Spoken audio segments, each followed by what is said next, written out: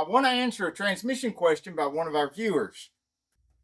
It's about getting the transmission pumps out of the rear-wheel drive transmission cases without dropping stuff down in the case.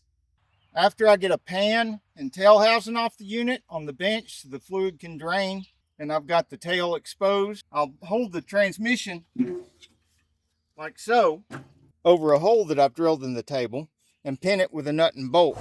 A different method that I use to achieve a similar effect is a specially modified Chrysler case that's got a big enough hole in there, the output shaft and anything on the bottom of the case can drop in there in the enlarged hole that I made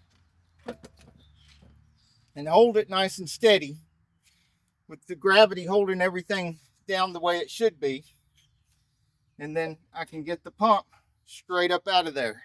This doesn't guarantee any of us a nice, boring, productive day in the shop, but it sure does increase our chances. Hope this helps you. Till the next video, get off the couch and get dirty. Or binge watch this transmission playlist right here.